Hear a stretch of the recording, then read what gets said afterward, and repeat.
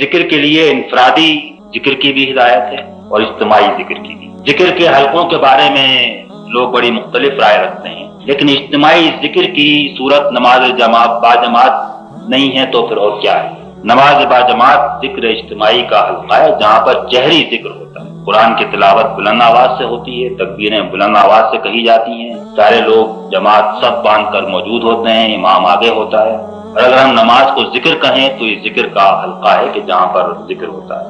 ذکر کے جو حلقے لوگوں نے بعد میں بنا لیے ہیں وہ الگ ہے، لیکن احادیث میں اس کا ذکر ملتا ہے کہ صحابہ کرام بھی جمع ہو کر ذکر کرتے تھے۔ کس طرح کرتے تھے اس کی کوئی تفصیل نہیں ملتی، لیکن یہ بہرحال ملتی ہے کہ بہت ساری احادیث ہیں کہ جس میں اس کا ذکر ہے کہ لوگ جمع ہوتے ہیں، اللہ کو یاد کرتے ہیں۔ دو حدیثیں تو بہت واضح ہیں۔ ایک حدیث وہ ہے جس میں کہا گیا ہے کہ جہاں لوگ جمع ہوتے ہیں اور بیٹھتے ہیں اور صرف اللہ کو یاد کرتے ہیں، اور جب ہم نے اللہ کی یاد کرنے کے وسیع معنی لے لیے تو گویا ہماری یہ مجلس بھی اللہ کی یاد میں شامل ہے اور نماز بھی ہے، اور ہر وہ چیز جس میں اللہ کا ذکر ہو وہ اللہ کی یاد ہے، تو فرشتے آ کر اس کے اوپر سایہ کرتے ہیں اور ان کے اوپر اللہ کی رحمت نازل ہوتی ہے اور سکینت نازل ہوتی ہے۔ اور اسی طریقے سے اور بھی احادیث ہیں کہ اللہ کے فرشتے راستوں میں تلاش کرتے پھرتے ہیں کہ کون لوگ ہیں کہ جو اس کا ذکر کر رہے ہیں، اور جب دیکھتے ہیں کچھ لوگ کہیں پر جمع ہیں اور اس کو یاد کر رہے ہیں تو پکارتے ہیں ہلموا الی حاجتکم، آؤ یہی تو ہم تلاش کر رہے ہیں۔ اس کے بعد پھر وہ جب اللہ کے پاس واپس جاتے ہیں تو اللہ تعالیٰ پوچھتا ہے تم نے ان کو کیا کرتے دیکھا؟ وہ عالم، حالانکہ وہ جانتا ہے،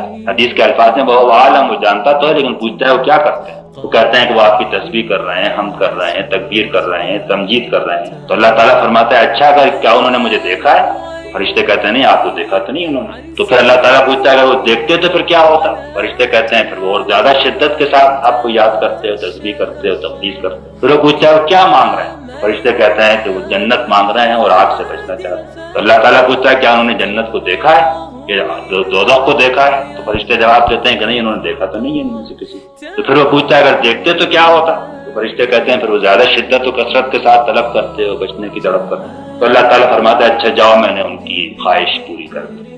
تو یہ دونوں حدیث بالکل صحیح حدیث ہیں، اور ان سے یہ ثابت ہوتا ہے کہ جمع ہو کر، لیکن جمع ہونے کا یہی معنی نہیں کہ ذکر صوفیوں کی طرح حلقہ بنا کر بیٹھا جائے، لیکن یہ کہ مل کر جمع ہو کر قرآن پڑھنا، تلاوت کرنا، ذکر کرنا، اور ساتھ ہی دعوت کا کام کرنا، اللہ کا کلمہ بلند کرنا، دین کا علم حاصل کرنا، یہ ساری چیزیں جو ہیں وہ ذکر کے حلقوں کے اندر شامل ہوتی ہیں۔